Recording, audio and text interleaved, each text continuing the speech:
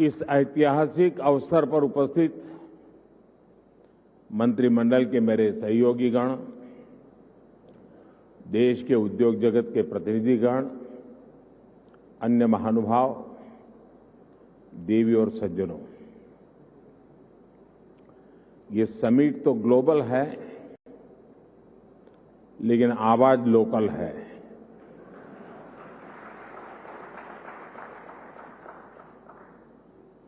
इतना ही नहीं, आगाज भी लोकल है।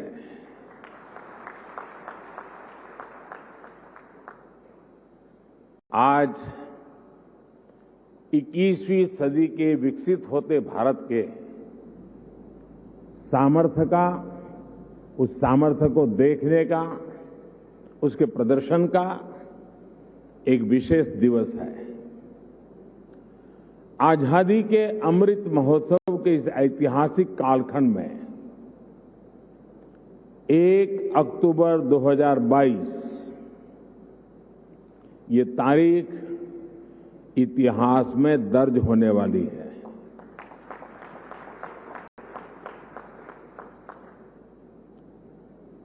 दूसरा, ये नवरात्रि का पर्व चल रहा है,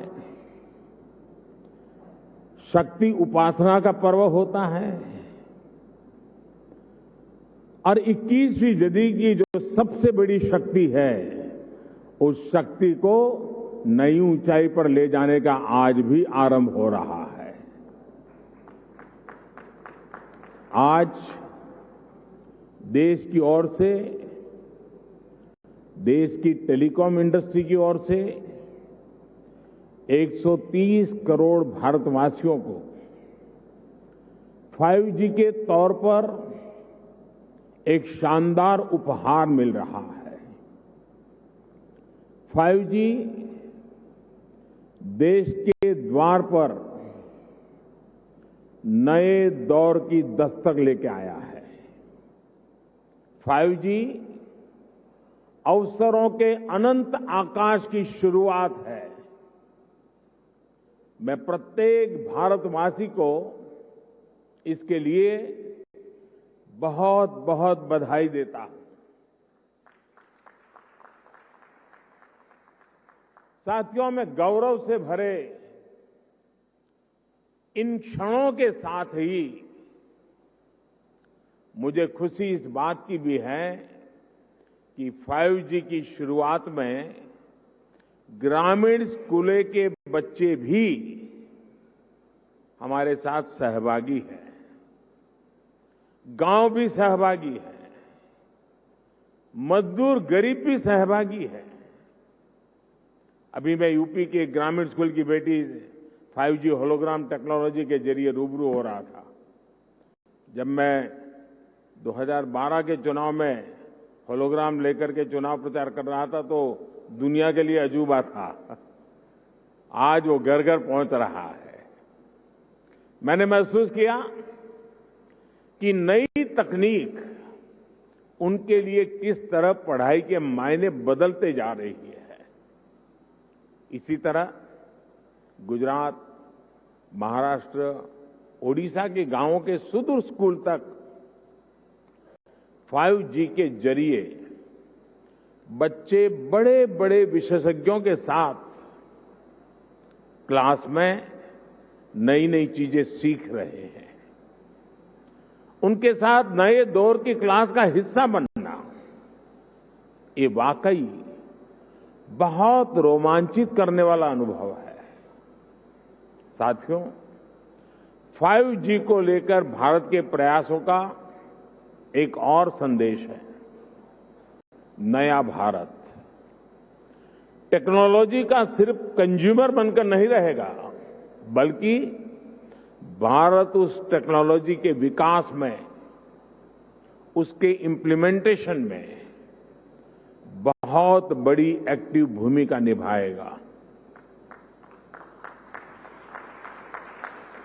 भविष्य की वायरलेस टेक्नोलॉजी को डिजाइन करने में, उससे जुड़ी मैन्युफैक्चरिंग में भारत की बड़ी भूमिका होगी।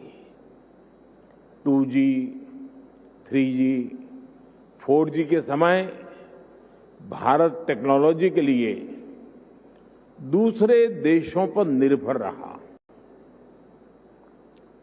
लेकिन 5G के साथ भारत ने नया इतिहास रच दिया है। 5G के साथ भारत पहली बार टेलीकॉम टेक्नोलॉजी में ग्लोबल स्टैंडर्ड तय कर रहा है। भारत लीड कर रहा है। आज इंटरनेट का इस्तेमाल करने वाला हर व्यक्ति इस बात को समझ रहा है कि 5G इंटरनेट का पूरा आर्किटेक्चर बदल कर रख देगा। इसलिए भारत के युवाओं के लिए आज 5G बहुत बड़ी अपॉर्चुनिटी लेकर आया है। मुझे खुशी है कि विकसित भारत का संकल्प लेकर आगे बढ़ रहा हमारा देश दुनिया के अन्य देशों के साथ किस तरह कदम से कदम मिलाकर चल रहा है। ये भारत की बहुत बड़ी सफलता है। डिजिटल इंडिया अभियान की बहुत बड़ी सफलता है। साथियों, जब हम डिजिटल इंडिया की बात करते हैं तो कुछ लोग समझते हैं कि ये सिर्फ सरकारी एक योजना है, लेकिन डिजिटल इंडिया सिर्फ एक नाम नहीं है। ये देश के विकास का बहुत बड़ा विजन है। इस विजन का लक्ष्य है उस टेक्नोलॉजी को आम लोगों तक पहुंचाना जो लोगों के लिए काम करे और लोगों के साथ जुड़कर काम करे। मुझे याद है जब मोबाइल सेक्टर से जुड़े इस विजन के लिए स्ट्रेटेजी बनाई जा रही थी तो मैंने कहा था कि हमारी अप्रोच टुकड़ों टुकड़ों में नहीं होनी चाहिए, बल्कि होलिस्टिक होनी चाहिए। डिजिटल इंडिया की सफलता के लिए जरूरी था कि वो इस सेक्टर के सभी आयामों को एक साथ कवर करे। इसलिए हमने 4 पिलर्स पर और 4 दिशाओं में एक साथ फोकस किया। पहला, डिवाइस की कीमत। दूसरा, डिजिटल कनेक्टिविटी। तीसरा, डेटा की कीमत।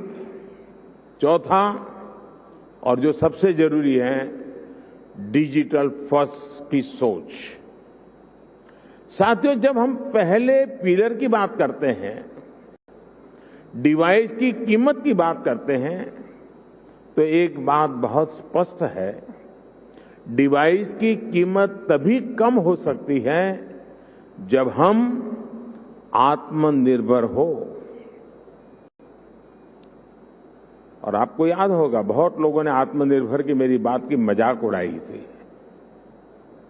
2014 तक हम करीब 100% मोबाइल फोन आयात करते थे, विदेशों से इंपोर्ट करते थे।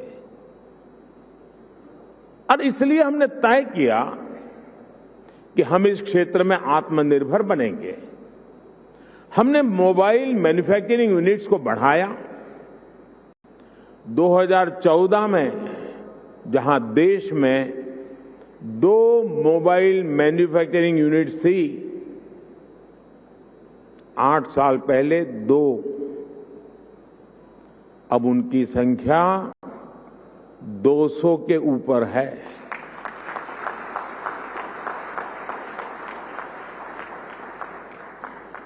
हमने भारत में मोबाइल फोन के उत्पादन को बढ़ाने के लिए इंसेंटिव दिए, प्राइवेट सेक्टर को प्रोत्साहित किया। आज इसी योजना का विस्तार आप पीएलआई स्कीम में भी देख रहे हैं। इन प्रयासों का नतीजा बहुत पॉजिटिव रहा। आज भारत मोबाइल फोन उत्पादन करने में दुनिया में नंबर 2 पर है।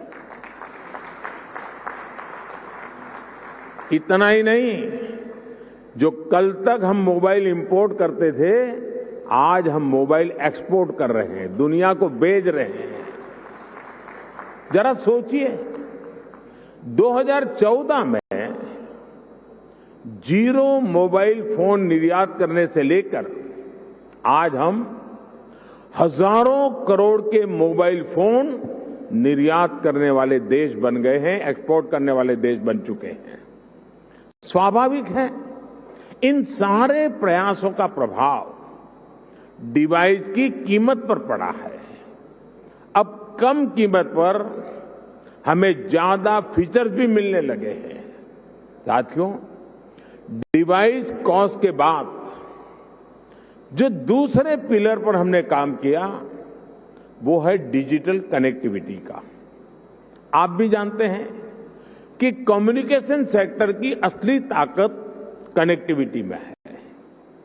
जितने ज्यादा लोग कनेक्ट होंगे, इस सेक्टर के लिए उतना अच्छा है। अगर हम ब्रॉडबैंड कनेक्टिविटी की बात करें तो 2014 में 6 करोड़ यूजर्स थे, आज इनकी संख्या बढ़कर 80 करोड़ से ज्यादा हो चुकी है। अगर हम इंटरनेट कनेक्शन की संख्या की बात करें तो 2014 में जहां 25 करोड़ इंटरनेट कनेक्शन थे, वहीं आज इसकी संख्या करीब करीब 85 करोड़ पहुंच रही है, 85 करोड़ पहुंच रही है। ये बात भी नोट करने वाली है कि आज शहरों में इंटरनेट यूजर्स की संख्या के मुकाबले हमारे ग्रामीण क्षेत्रों में इंटरनेट यूजर्स की संख्या तेजी से बढ़ रही है। और उसकी एक खास वजह है, 2014 में जहां देश में 100 से भी कम पंचायतों तक ऑप्टिकल फाइबर पहुंचा था, आज 1,70,000 से भी ज्यादा पंचायतों तक ऑप्टिकल फाइबर पहुंच चुका है। अब कहां 100 और कहां 1,70,000। जैसे सरकार ने घर घर बिजली पहुंचाने की मुहिम शुरू की, जैसे हर घर जल अभियान के जरिए हर किसी तक साफ पानी पहुंचाने के मिशन पर काम किया, जैसे उज्ज्वला योजना के जरिए गरीब से गरीब आदमी के घर में भी गैस सिलेंडर पहुंचाया, जैसे हमने करोड़ों की तादाद में लोग बैंक अकाउंट से वंचित थे, करोड़ों लोग जो बैंक से नहीं जुड़े थे, आजादी के इतने साल के बाद जनधन अकाउंट के द्वारा हिंदुस्तान के नागरिकों को बैंक के साथ जोड़ दिया। वैसे ही हमारी सरकार इंटरनेट फॉर ऑल के लक्ष्य पर काम कर रही है। साथियों, डिजिटल कनेक्टिविटी बढ़ने के साथ ही डेटा की कीमत भी उतनी अहम हो जाती है। ये डिजिटल इंडिया का तीसरा पिलर था, जिस पर हमने पूरी शक्ति से काम किया। हमने टेलीकॉम सेक्टर के रास्ते में आने वाली तमाम अड़चनों को हटाया। पहले विजन की कमी और पारदर्शिता के अभाव में टेलीकॉम सेक्टर को तमाम मुश्किलों का सामना करना पड़ता था। आप परिचित हैं कि कैसे हमने 4G तकनीक के विस्तार के लिए पॉलिसी सपोर्ट दिया। इससे डेटा की कीमत में भारी कमी आई और देश में डेटा क्रांति का जन्म हुआ। देखते ही देखते ये तीनों फैक्टर, डिवाइस की कीमत, डिजिटल कनेक्टिविटी और डेटा की कीमत, इसका मल्टीप्लायर इफेक्ट हर तरफ नजर आने लगा। लेकिन साथियों, इन सबके साथ एक और महत्वपूर्ण काम हुआ। देश में डिजिटल फर्स्ट की सोच विकसित हुई। एक वक्त था जब बड़े बड़े विद्वान, एलिट क्लास, उसके कुछ मुट्ठी भर लोग, सदन के कुछ भाषण देख लेना, कैसे कैसे भाषण हमारे नेता लोग करते हैं, वे मजाक उड़ाते थे। उनको लगता था कि गरीब लोगों में क्षमता ही नहीं है, ये डिजिटल समझ ही नहीं सकते, संदेह करते थे। उन्हें शक था कि गरीब लोग डिजिटल का मतलब भी नहीं समझ पाएंगे। लेकिन मुझे देश के सामान्य मानवी की समझ पर, उसके विवेक पर, उसके जिज्ञासु मन पर हमेशा भरोसा रहा है।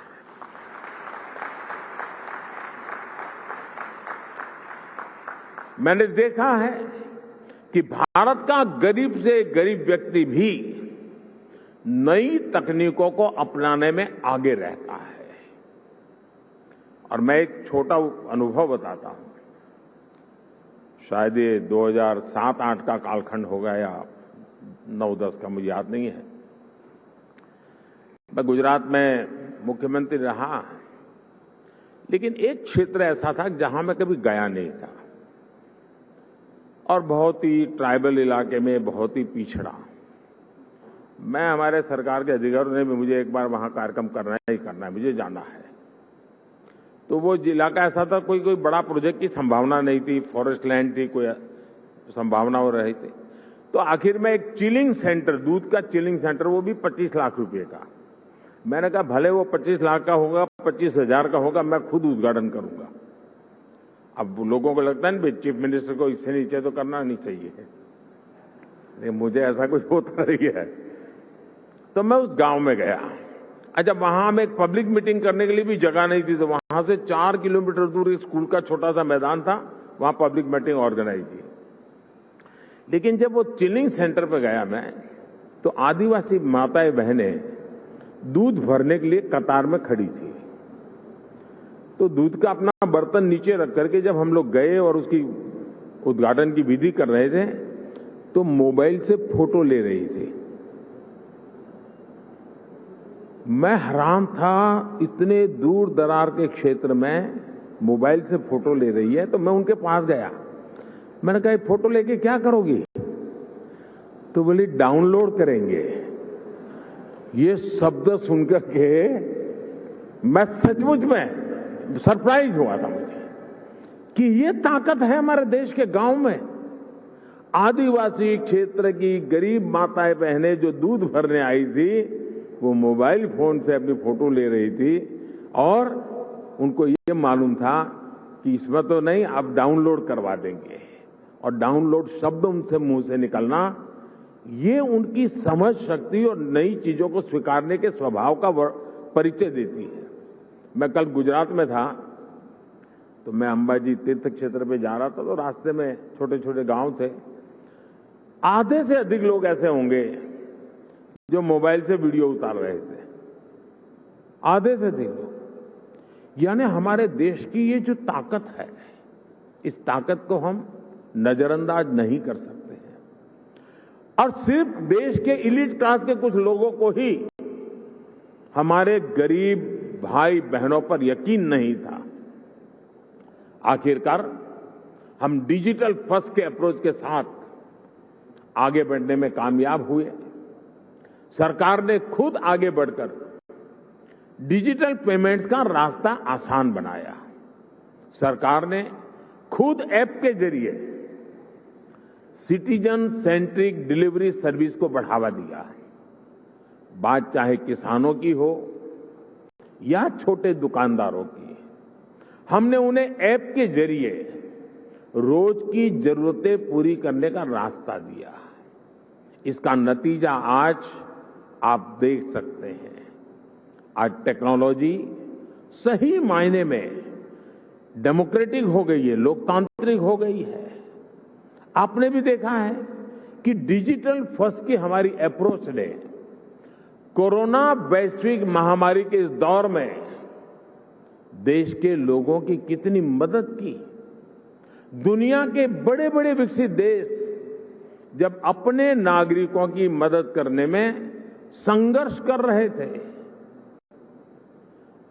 खजाने में रुपये पड़े थे, डॉलर थे, पाउंड थे, सब था, यूरो था, लेकिन और देने का तय भी किया था, लेकिन पहुंचाने का रास्ता नहीं था। भारत एक क्लिक पर हजारों करोड़ रुपए मेरे देश के नागरिकों के खाते में ट्रांसफर कर रहा है। ये डिजिटल इंडिया की ही ताकत थी कि जब दुनिया थमी हुई थी तो भी हमारे बच्चे ऑनलाइन क्लासेस ले रहे थे, पढ़ाई कर रहे थे।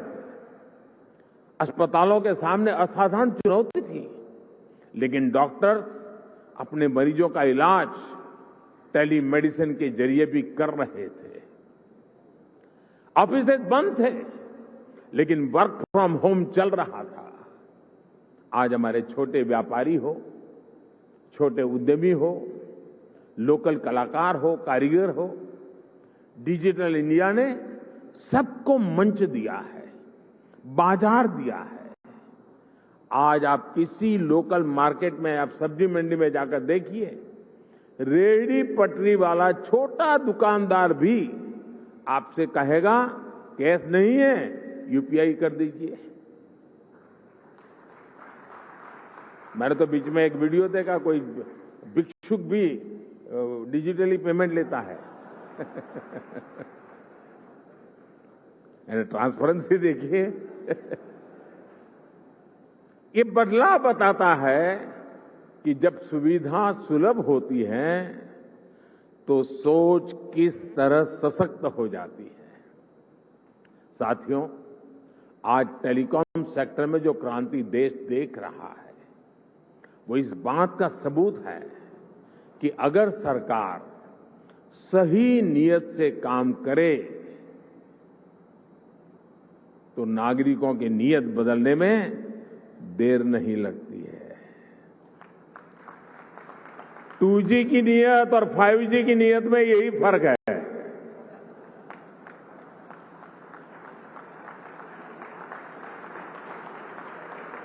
देर आए दुरुस्त आए।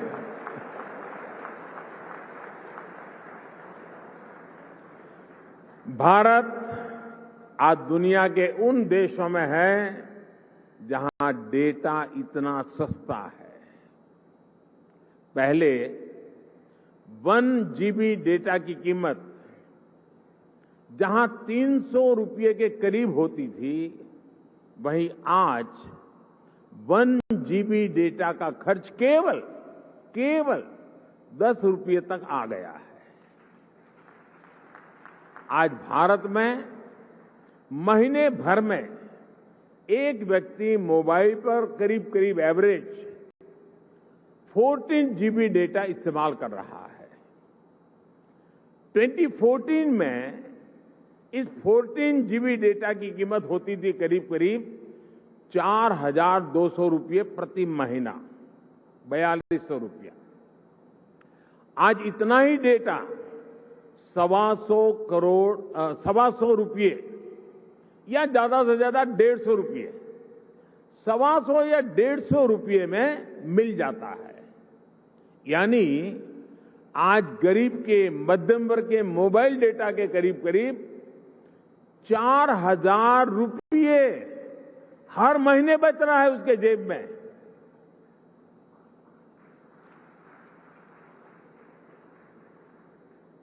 हमारी सरकार के इतने सारे प्रयासों से भारत में डेटा कीमत बहुत कम बनी हुई है।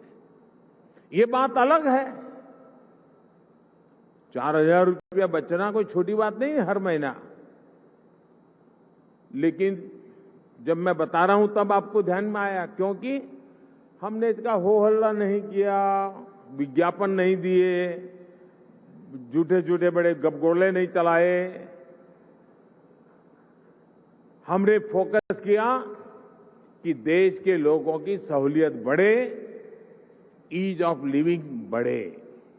साथियों, अक्सर ये कहा जाता है कि भारत पहली 3 औद्योगिक क्रांतियों का लाभ नहीं उठा पाया, लेकिन मेरा विश्वास है कि भारत न सिर्फ चौथी औद्योगिक क्रांति का पूरा लाभ उठाएगा, बल्कि उसका नेतृत्व भी करेगा। और विद्वान लोग तो कहने लगे हैं कि ये भारत का दशक नहीं, ये भारत की शताब्दी है। ये डेकेड नहीं, सेंचुरी है। भारत ने किस तरह 4G आने के बाद टेक्नोलॉजी की दुनिया में ऊंचाई छलांग लगाई है, इसके हम सभी साक्षी हैं। भारत के नागरिकों को जब टेक्नोलॉजी के समान अवसर मिल जाते हैं, तो दुनिया में उन्हें कोई पछाड़ नहीं सकता। इसलिए आज जब भारत में 5G का लॉन्च हो रहा है, तो मैं बहुत विश्वास से भरा हुआ हूं दोस्तों। मैं दूर का देख पा रहा हूं, और जो सपने हमारे दिल दिमाग में चल रहे हैं, उसको अपनी आंखों के सामने हम साकार होते देखेंगे। हमारे बाद वाली पीढ़ी देखेगी, ऐसा काम होने वाला नहीं है, हम ही हमारे आंखों के सामने देखने वाले हैं। ये एक सुखद संयोग है कि कुछ सप्ताह पहले ही भारत विश्व की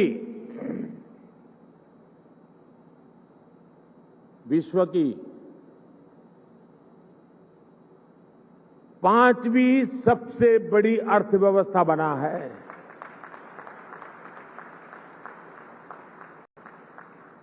और इसलिए ये अवसर है हमारे युवाओं के लिए, जो 5G टेक्नोलॉजी की मदद से दुनिया भर का ध्यान खींचने वाले इनोवेशंस कर सकते हैं।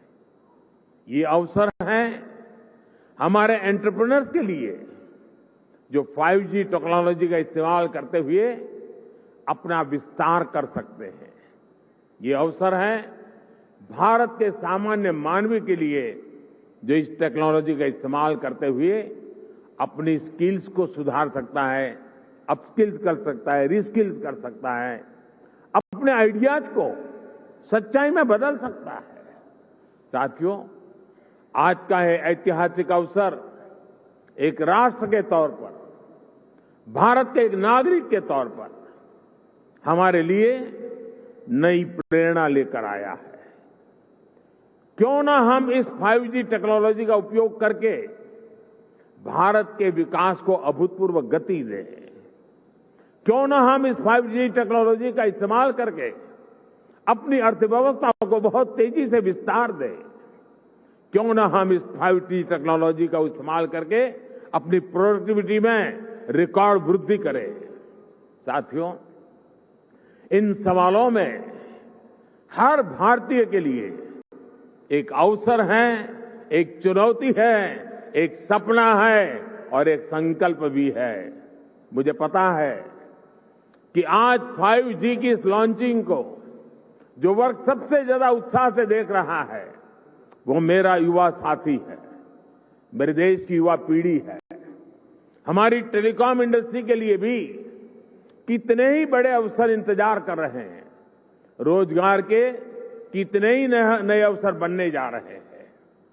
मुझे विश्वास है हमारी इंडस्ट्री, हमारे इंस्टीट्यूट्स और हमारे युवा मिलकर इस दिशा में निरंतर काम करेंगे। और अभी जब मैं काफी समय पूरा जो एग्जीबिशन लगा है उसको समझने का प्रयास करता था। मैं कोई टेक्नोलॉजी का विद्यार्थी तो नहीं हूं, लेकिन समझने की कोशिश कर रहा था।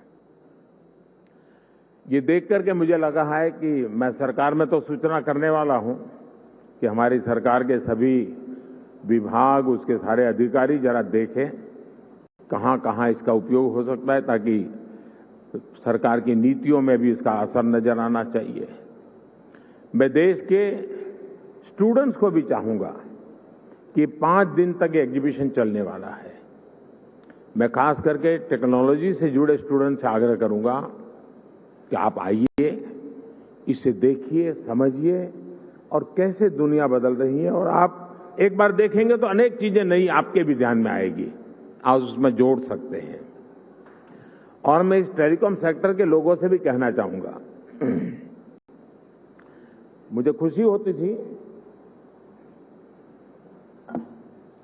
जिस स्टॉल में मैं गया, हर कोई कहता था ये इंडिजीनियस है, ये आत्मनिर्भर है, ये हमने बनाया है, सब बड़े गर्व से कहते थे, मुझे आनंद हुआ। लेकिन मेरा दिमाग कुछ और चल रहा था। मैं ये सोच रहा था, जैसे कई प्रकार की कार आती हैं, हर एक की अपनी एक ब्रांड होती है, हर एक की अपनी विशेषता भी होती है, लेकिन उसमें जो स्पेयर पार्ट पहुंचाने वाले होते हैं वो एमएसएमई सेक्टर के होते हैं।